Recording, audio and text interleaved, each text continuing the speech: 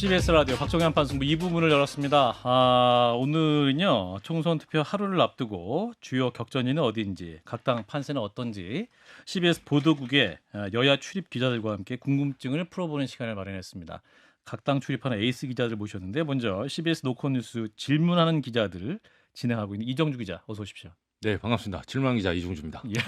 이제 브랜드가 돼서 어깨가 올라갔어요. 자, 그리고 여당인 국민의힘을 출입하고 있는 박희원 기자. 네, 안녕하세요. 네, 그리고 민주당 출입하고 있는 CBS 이준규 기자도 함께하셨습니다. 어서 오십시오. 네, 안녕하세요. 예, 이준규입니다. 기대가 됩니다. 세 분의 케미를 기대하면서 본론으로 바로 들어가 보면, 자 먼저 이정주 기자, 자 22대 총선 주요 인물을 꼽자면 한동훈, 이재명, 조국 대표 세 분인데 세 분을 직접 만난 취재기를 또 준비하셨죠? 네, 제가 세 분께 또 질문도 다 드렸어요. 예, 그래서 먼저 국민의힘 한동훈 비대위원장을 만났던 장면을 잠깐 듣고 이어가겠습니다. 이번에 좀 공간이 부족한 거 아닌가 이런 부분에 대해서 어떻게 보십니까? 그 평가도 역시 민주당에 대해서도 한번 해봐 주시죠. 그런 문제제기 CBS 안 하시잖아요. 위원장님 취임하실 때 민주당 다른 길로 가겠다고 하셨으니까 아니 제가 그래서 그 부분을 말씀드리는 겁니다. 예, 저 장면 많이 화제가 됐었는데 제가 언제 만나셨던 거죠? 저게 3월 15일인데요. 예. 이제 한동훈 비대위원장이 그 광주 후보들 그 호남이죠. 예, 이제 지원 유세에 간 현장이었어요. 예. 제가 따라갔었는데 예. 제가 사실 그 정치부 거의 8년 생활하다가 한동훈 비대위원장 이날 첫날 처음 만났거든요. 예. 근데 이제 질문을 들 때 어떤 의도가 있었던 건 아닌데 예. 갑자기 이렇게 좀 당황하게 이렇게 반문 화법 그러니까 이 당시에 이제 도태우 그리고 장해찬 후보 논란이 많았어요. 예. 그러니까 저의 질문 요지는 하나였거든요. 아니 공천을 취소를 할 수도 있고 나중에 변경을 할 수도 있어요. 왜냐하면 공천을 해놓고 갑자기 그 후보가 음주운전할 수도 있잖아요. 예. 그런 경우에 종종 하기도 해요. 예. 근데 그게 아니라 SNS 과거에 4, 5년 전에 썼던 SNS를 이유로 경선을 통과한 후보들을 컷오프 시킨 거예요. 갑자기 마지막에 취소한 거죠. 그렇죠. 그러면 공관위는 도대체 뭘 했는가? 국민의힘 공관위는 SNS 하나도 안 찾아왔냐? 예. 이런 어떤 부실 검증에 대한 문제를 제가 질문을 드렸더니 예. 돌아온 대답이 민주당은요. 아. CBS는 민주당한테 그런 거 안 물어보잖아요. 왜 그렇게 예민하게 반응을 했다고 판단하세요? 나중에 이제 얘기를 들어보니까 예. 제가 사실 이 질문하고 나서 예. 본의 아니게 이제 그 저희 질문하는 기자 노컷 채널에서 유튜브에서 예. 조회수가 폭발했거든요. 예. 그 당의 의원들 전화 많이 왔어요 저한테. 원래 국민의힘 출입을 오래 하셨죠? 예. 그러니까 이 기자는 할 만한 질문을 했다. 그리고 이거는 어떻게 보면 이걸 잘 활용하면 한동훈 위원장이 우리가 공천 과정에서 이런 결함이 있었는데 지금이라도 바로잡고자 한다.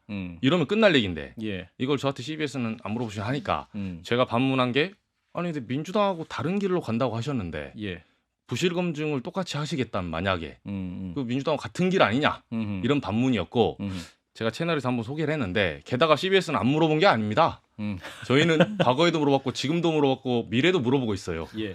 심지어 지난주에 제가 양문석 후보 때문에 그 사건으로 이재명 대표 제가 토요일 날 쉬는 날 직접 가서 물어봤습니다. 예. 그래서 민주당은요 이 반문에 대한 답으로 이재명 민주당 대표로 가보겠습니다. 그 영상도 준비했습니다. 보시죠. 양산갑 양문석 후보 사기 대출 관련해서 한마디만 부탁드립니다. 그 사기 대출 혐의가 있거든요 지금. 대표님 양문석 후보 사기 대출 혐의에 대해서 예. 자, 이재명 대표가 그 유세 현장을 이제 떠나는 시간에 이제 이정주 기자가 질문했던 거네요, 그죠? 네, 여기 3월 30일 이제 경의선 숲길 현장인데요. 예. 오후 5시쯤입니다. 기자 기자 저밖에 없었고 예, 여기 영상에는 안 나오는데 굳이 갔어요. 제가 예. 혼자 갔어요. 아. 네, 와이프가 독박 육아하고 제가 토요일 날 가정을 희생하고 갔구나. 예, 갔는데 예. 영상엔 잘 안 보이시죠? 예. 제가 이제 영상을 혼자 찍다 보니까 아. 질문하고 핸드폰 들고 있다 보니까 안 보이는데 예. 이재명 대표가 저를 한번 째려봤습니다. 그래요. 예, 저 경호원 어깨 사이로 안 보이는 레이저를 발사했다. 레이저 한번 맞았죠. 예, 근데 제가 꿋꿋이 저희는 좌우와 진보 보수를 가리지 않잖아요. 그러니까 이재명 대표, 한동훈 비대위원장 모두에게 레이저를 받았다. 한동훈 비대위원장 이제 음성 레이저를 음성 맞았고, 레이저를 맞았어요. 예, 이재명 대표는 눈빛 레이저를 맞았죠. 예. 자, 이때 상황을 더 전해 주셨는데 사실은 이 민주당이 양문석 후보 부동산 문제 그리고 국민의힘은 선거 후반에 또 여러 의혹이 어떤 민주당의 의혹 때문에 또 국민의힘은 상승 기류를 타고 있는 이런 흐름인 것 같아요. 각 당 출입하시면서 어떤 기류 좀 변화를 느끼셨는지 먼저 국민의힘 우리 박혜영 기자부터 말씀 주시죠. 어떻습니까? 일단 뭐 골든 크로스 이런 얘기도 나오기는 했는데 네네. 이제 김경률 비대위원이 저희 뉴스쇼에 나와서 120석에서 140석이라고 얘기했잖아요. 예. 근데 그동안 얘기를 안 했거든요. 목표 의석수를. 근데 이걸 얘기했는데 레인지가 너무 넓어요. 그래서 저희끼리는 그냥 의례적으로 기대 섞인 전망이다.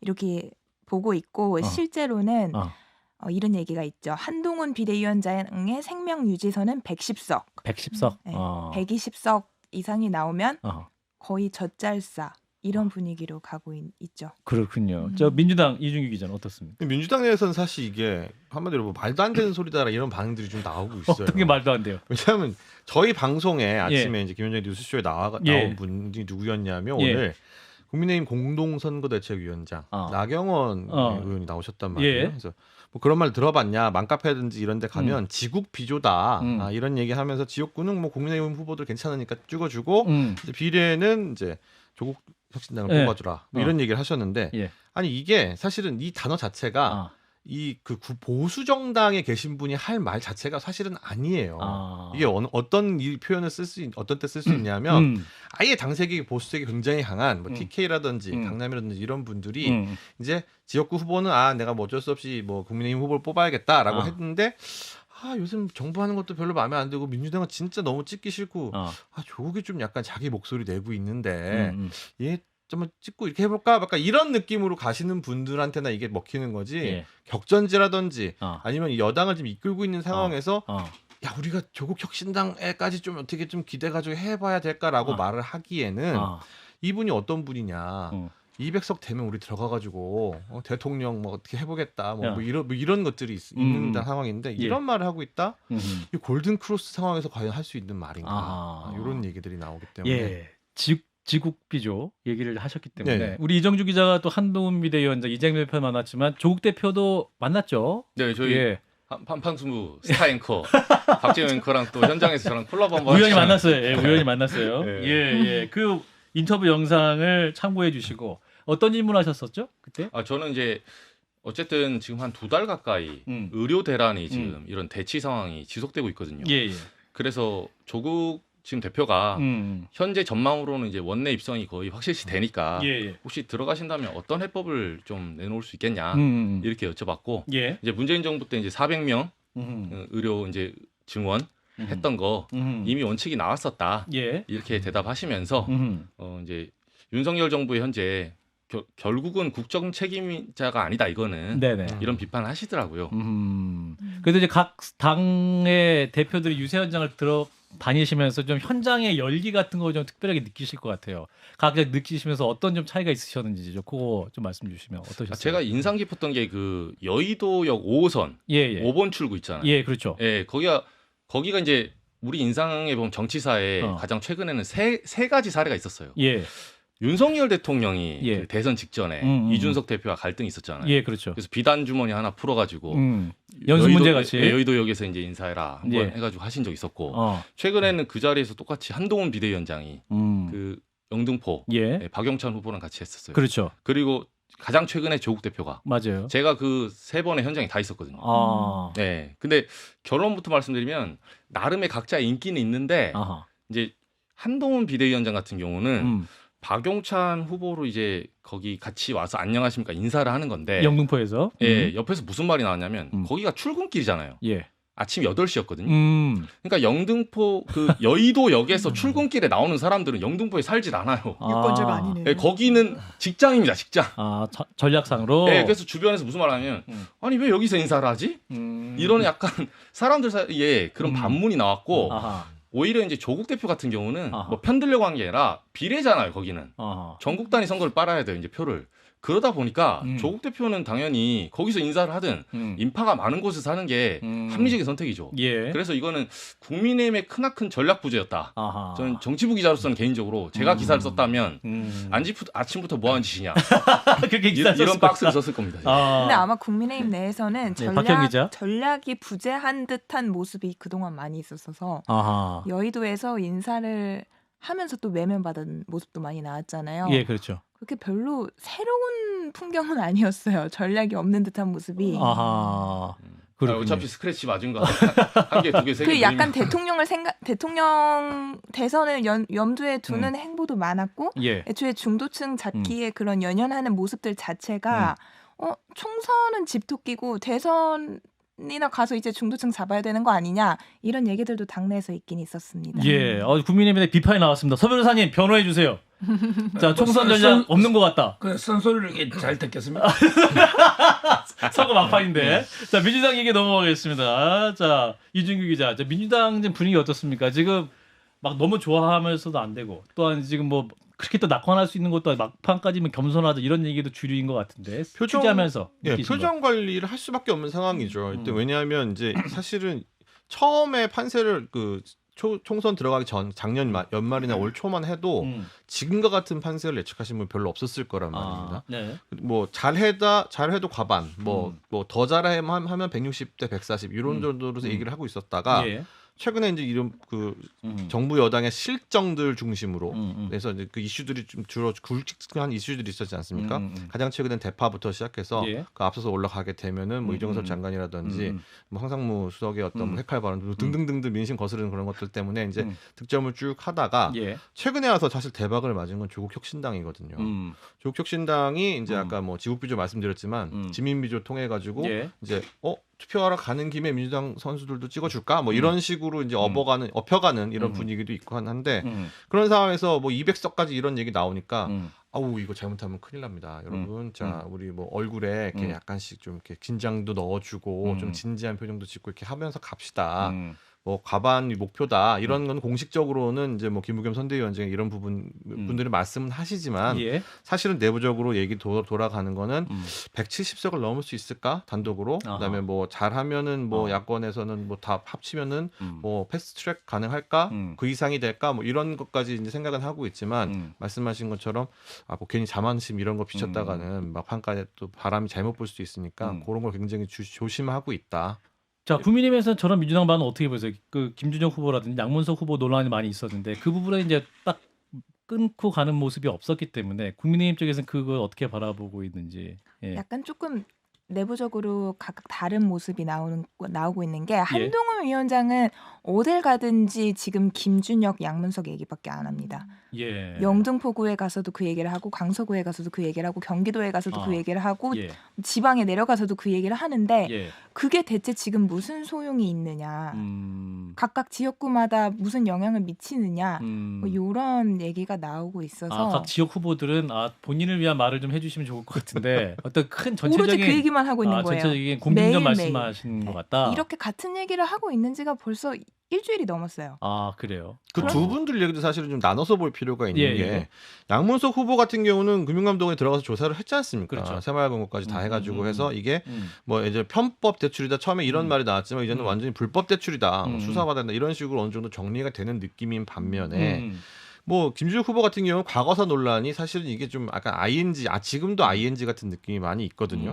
뭐 이대생들부터 시작해서 뭐 위안부 측이라든지 유치원, 육사, 뭐 최근에는 유림들까지 이제 서울로 올라오셔가지고 막 난리를 치고 있기 때문에 이건 이슈화가 될 수가 있어요. 그래서 표를 더 떨어뜨릴 수 있고 의석을 한 2석, 3석이라도 더 낮출 수 있다라는 전망을 뭐 분석할 수는 있는데 그 외에 나머지 부분들을 살펴봤을 때 물론 지금은 공표 금지 기간이기 때문에 여론조사가 나오고 있지는 않습니다만 그 전에도 사실 이슈가 없었던 건 아닌데 그거를 대비해서 봤을 때 그 후보 개개인의 어떤 리스크나 이런 부분들을 통해서 그분들이 떨어질 수 있는 여지는 있지만 이게 아주 큰 동력이 돼서 여권에 힘을 실어줄 수 있는 정도냐, 야권이 굉장히 그것 때문에 엄청나게 많은 의석을 잃을 것이냐, 이런 건 좀 아니다라고 보고 있죠. 김경률 비대위원은 이제 저희 그 김현정의 뉴스에 나와서 이제 그 이슈로 인해서 국민의힘 한 10석 정도 더 얻을 수 있을 것 같다 이렇게 전망되는 이정주 기자는 느끼시기 어떠세요? 현장 체감으로는. 저는 사실 이 이슈가 어떤 이슈냐면 이게 약간 인위적인 이슈예요. 그러니까 뭐냐면 잘 보시면 대파나 최상병, 그 황상무 수석의 회칼 테러 이런 건 자연 발생입니다. 그 회칼 테러를 작업한 게 아니에요. 그리고 처리할 수가 있어요. 자연 발생은. 빨리 자르면 돼요. 대파 대통령실에 그런 정말 이건 합리적인 가격이다. 뭐 빼고 했더니 875원이다. 이게 지금 그 얘기를 하는 게 아니잖아요. 체감 물가가 높다는 거예요, 전반적으로. 그러니까 달을 가리키면 달을 봐야 되는 거지 손가락을 보면 안 되거든요. 그래서 이런 어떤 다양한 변수를 컨트롤하고 이게 정치적 능력인데 그 김준혁 교수나 뭐 예를 들면 양문석 후보 같은 경우는 예를 들면 이거는 냉정하게 봤을 때 언론이 찾아낸 거거든요. 예. 이게 자연 발생으로 툭 튀어나온 게 아니에요. 어디선가 어느 매체가 찾아내서 먼저 단독을 써요. 아니, 물론 그 단독도 의미가 있어요. 의미가 없다는 게 아니라 예. 이거는 엄청나게 노력을 해서 캐는 거고 예. 그래서 지금도 사후적으로 계속 국민의힘 후보들도 뭐 하나씩 나오잖아요. 예. 장진영 후보도 이제 뭐 재산 정정한 거 나오고. 예. 그러니까 이게 양적인 싸움으로 들어가는데 대파나 최상병, 황상무 이런 거는 특히나 뭐 이종섭 대사 왜 굳이 임명합니까? 3월 4일에 가만두면 되지. 그러니까 이런 게 스스로 자포가는 이런 느낌이 있거든요. 예. 컨트롤도 못하면서. 그래서 저는 인위적인 어떤 이런 이슈들이 물론 와닿긴 할 수 있겠지만 예. 영향이 제한적이다. 네. 오히려 국민의힘보다 악재가 많은 상황인 것 같다. 그렇죠. 이거는 컨트롤이 안 되거든요. 컨트롤이 안 된다. 네. 자, 박형진이 어떻습니까? 실제로 이제 국민의힘 후보들 이번 총선 후보자들 공보부를 보면 이제 대통령 얼굴이 사진이 좀 빠지고 그렇죠. 한동훈 위원장 얼굴이 자주 등장한다. 그래서 실제로 후보들 사이에서도 유세 현장에서도 어느 정도 체감이 되는 상황인가요? 근데 실제로는 어떤 격전지에 가면은 예. 소위 중도층 표심이 중요하다는 곳에 가면 한동훈 위원장도 좀 부담스러워하는 기류가 있긴 있습니다. 한동훈 위원장도 부담스러워한다? 한동훈 위원장이 인기가 뭐 아이돌급이다. 예. 그랬던 건 셀카 많이 찍고 굉장히 환호하고 막 그러지 않습니까? 그래도 제가 유세 현장을 갔을 때 좀 예. 의아했던 부분이 대구나 부산에 가면은 아이돌급 인기 맞아요. 근데 서울 지역에 가면은 가끔 어떤 시장에서는 제가 그냥 시장에서 쇼핑할 수 있을 정도 그런 모습도 있었습니다. 생각보다 관심이 없더라. 그런 모습이어가지고 오히려 보면 근데 윤석열 대통령이 인기가 더 없기는 한데 최근 들어서 선긋기도 좀 당에서 원하는 만큼 안 한 측면도 있잖아요. 그걸로 봐서 이제 또 원톱에 대한 지루함 이런 것도 분명히 존재하는 것 같고요. 예, 그래도 지금 본인이 99%까지 소진을 했고 마지막 1% 이제 오늘까지 다 불태우겠다 이런 입장이고 오늘 아까 저희 회사 앞에서도 유세를 하고 갔는데 실제 유세를 직접 취재하시면 어떻습니까? 화법이라든지 메시지라든지 이제 정치 초보기 때문에 한계가 있을 것이다. 말씀하시던 원톱이기 때문에 한계가 있다. 이런 평가가 있었습니다. 실제로 들어보셨을 때 어떠세요? 이정주 기자나 박형 기자 두 분 같이 말씀해 주세요. 저는 간략하게 제가 이제 정치부로 8년 했지만 어린 연차부터 이제 정치부를 출입해서 제 관점에서 보자면 큰 특징이 두 가지 정도 있더라고요. 하나는 이분이 이제 화법 자체가 이렇게 예전에 안철수 후보 했습니까? 이렇게 하듯이 그런 대중연설이 아니라 약간 스타카토식이에요. 오늘도 여기 오셔가지고 여러분 저희에게는 12척의 배가 남았습니다. 약간 이렇게 이제 약간 문장을 한 서너 개를 그러니까 신선하긴 한데 이게 거리 연설에서는 이제 호불호가 좀 갈리더라고요. 신선함과 함께 그리고 두 번째는 메시지가 그래서 그러니까 아까 저랑 이제 본의 아니게 이제 공방전을 했던 것처럼 반문화법을 많이 쓰세요. 그래서 민주당은요. 지금 우리가 잘못했지만 민주당은 더 나쁘잖아요. 그러니까 현 정권의 어떤 실정이나 사람들이 지적하는 부분들, 물가나 이런 거를 일단 인정을 하고 이걸 우리가 어떻게 고쳐나가겠다 이게 순서인데 대파 논란 있을 때 보시면 한동훈 위원장도 거기에 대해서 딱히 대통령실과 크게 다른 입장을 보이지는 않았었거든요. 초반에 얘기를 해야 되는 거예요. 아 이거는 875원은 체감 물가가 아닙니다, 여러분. 우리가 반성했습니다. 이렇게 얘기를 해야 순서지. 이거를 이런 변명 저런 변명 하다가 이제 나중에 다른 식의 메시지가 나오잖아요. 그래서 당에 있는 모 관계자가 걱정을 많이 하더라고요. 그렇군요. 그래도 긍정적으로 들을 수 있는 서 변호사님. 팩트 하나 말씀드리면 이재명 대표 사진을 쓴 민주당 후보는요. 98명이고 한동훈 위원장 사진을 쓴 국민의힘 후보는 173명입니다. 공보물에. 그래서 한동훈 이재명 대표보다는 인기가 2배 좋다는 거죠. 각 당 후보들 중에. 그렇군요. 아니 근데 그거 아니에요? 윤석열 대통령 사진을 쓸 수는 없으니까. 윤석열 대통령 77명입니다. 이재명 대표 비슷합니다. 이재명 대표. 굉장히 많이 또 열심히 조사해 주셨습니다. 민주당은 그런 거랑 관계없이 지금 분위기가 굉장히 좋기 때문에 이게 뭐 누구 사진을 쓰느냐가 사실 의미가 없습니다. 그러니까 이게 원래 아시겠지만 안 되는 집안에서 이게 누구 책임이냐 따지고 뭐가 문제냐 이거를 막 따져 들어가는 거지. 되는 집안에서는 또 되는 집안에서 특히 되는 집안이 계속 잘 될 때는 아무런 분쟁이 없는 것처럼 보이는 게 있거든요. 사실 공천 과정은 굉장히 좀 무서웠지 않습니까? 뭐 비명 행사 이런 말 나올 정도로 굉장히 무서웠지만 어쨌든 그 과정에서 이제 그 이재명 대표를 중심으로 이제 뭉치게 된 거고 그 이후의 과정들을 지나가는데 알아서 정부 여건이 우리한테 약간 뭐 도움을 주는 식으로 자꾸 실책을 하시네 뭐 이런 분위기를 타다 보니까 이재명 대표도 그래도 선거 중간에 뭐 쉐쉐 발언이라든지 어떤 비판받을 수 있는 점 분명히 있었고 분명히 재판도 있었죠. 계속 갔고 그렇기 때문에 어떤 악재에 대해서 비판받을 점이 굉장히 많지 않았습니까? 네, 엄청 많은데 아까 말씀드렸다시피 이게 잘 되고 잘 굴러가고 있다 보니까 예. 잡음들이 상대적으로 덜 나오는 거예요. 이재명 대표에 대한 기대치 자체도 낮은 거 아닌가요? 아 그런 것도 익숙해진 있죠. 것도 있고. 이게 좀 약간 민감한 부분이긴 한데 평상시의 어법이나 화법이 예. 이게 뭐 굉장히 높은 도덕적 수준 같은 느낌으로 보이지 않는 그런 거에 어떤 반사 이익이랄까요? 뭐 그런 부분도 없지 않아 있어 보이긴 저는 굉장히 합니다. 놀랐던 게 우리 예. 박재원 크랑 양천 소방서 갔을 때 예. 여기 지역구 이제 황희 후보가 예. 조국 대표가 왔는데 갑자기 황희 후보가 나타난 거예요. 그 당내에서 민주당 내에서 약간의 경계령이 있잖아요. 이제 다른 타당하고 예. 하지 마라. 근데 이상하게 민주당 후보들이 조국 대표랑 사진을 찍으려고 그래요. 같이 이렇게 하려고 하고. 예. 그게 이미 여론을 좀 반증해주는 증거죠 하나에. 그렇군요. 세 분 모시니까 시간이 거의 다 돼서요. 이제 각 세 분 기자들의 총선 전망, 관전 포인트, 각 기자들이 뽑은 이번 총선 관전 포인트 하나씩 짚고 마무리하겠습니다. 먼저 이종규 기자부터 말씀 주시죠. 저는 방금 말씀하신 그 이정주 기자도 방금 말씀하셨는데 딱 아. 그 부분이 저의 관전 포인트입니다. 예. 법야권 200석 얘기가 나올 때 아. 민주당을 중심으로 법야권 200석 얘기가 나오지 않습니다. 민주당은 디폴트 값 깔고 있는 부분인데 얼마 깔아줄 것이냐가 사실은 관심 포인트였는데 그걸 깔아주는 게 민주당이 아니에요 지금. 그 전에 아랫 단계에서는 정부 여당이었고 그 윗 단계는 좀 조국혁신당입니다.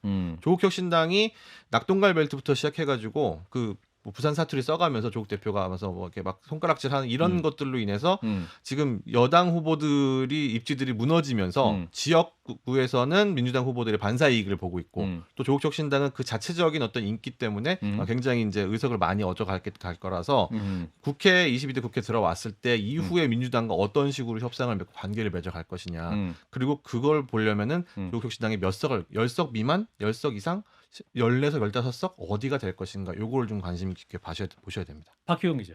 저는 신정치 1번지 용산 승패입니다. 여기 리턴 매치죠. 아하. 그리고 정치 1번지이자 또 장관 출신 현역 의원이잖아요. 권영세 의원이. 예. 그런데 지금 질 것 같단 말이에요.